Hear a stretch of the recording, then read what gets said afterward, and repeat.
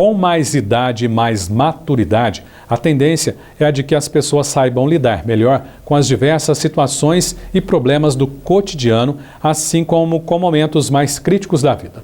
Mas essa é uma regra que, infelizmente, não vale para todos. Por isso, alguns idosos devem receber uma atenção especial para evitar quadros de ansiedade, estresse e até de depressão. Envelhecer não é fácil, não só pelas mudanças na aparência, mas outras questões físicas, como disposição. Acompanhar o ritmo da tecnologia, ver as pessoas próximas partir. Menos sonhos, mais sobrevivência. O estresse, se alto, pode levar à depressão.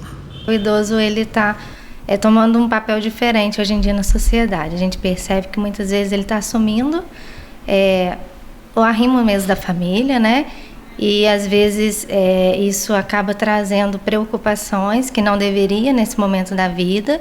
Isso vai gerando um estresse intenso. Cuidados com os netos, muitas vezes eles assumem a questão mesmo financeira, né?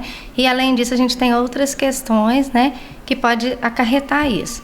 Então o idoso ele, né, sai não é mais inserido dentro do mercado de trabalho, tem muitas perdas, né, familiares e também a questão de amizades.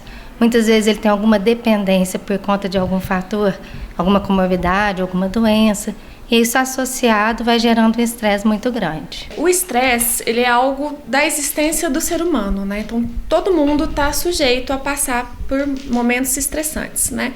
E o fato do envelhecimento, ele já gera um estresse. O envelhecimento ele traz novas questões, novas situações, é uma nova etapa de vida, né? Então isso tudo contribui para poder elevar os níveis de estresse, né? Elevando os níveis de estresse, os níveis de sentimentos, também pode ocorrer um quadro de depressão, né? Então o idoso ele começa a perceber que ele já não é mais tão produtivo quanto ele era antes, que para certas funções, atividades, ele já depende do outro, talvez dependa também de uma aposentadoria, né? Então ele começa a ter sentimentos negativos, né? Que além de gerar um estresse, pode sim gerar também um quadro depressivo.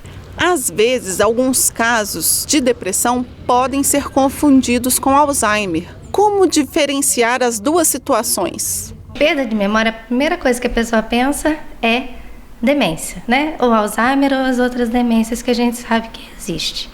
E aí, muitas vezes, elas esquecem que pode estar por trás uma depressão, uma ansiedade, né?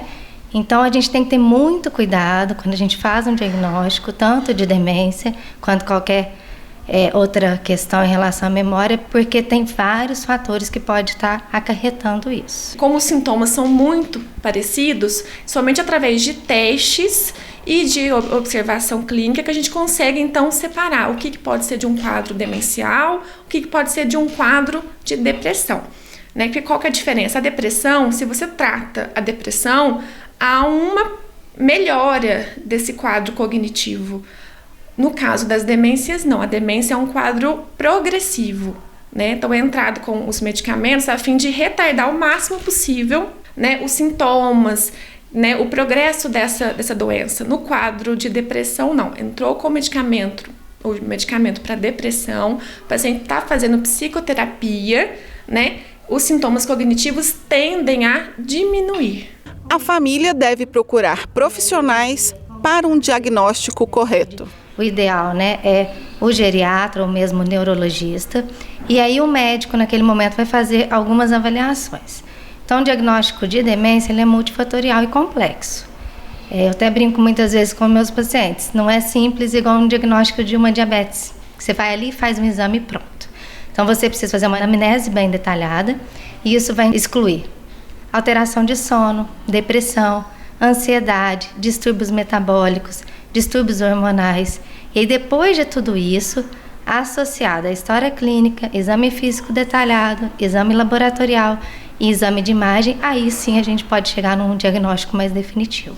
Uma coisa importante também que a gente fala muito é sobre a psicoterapia com os idosos, né? Também é muito importante. Os idosos precisam dar um novo significado, elaborar essas novas questões, né? Isso ajuda muito.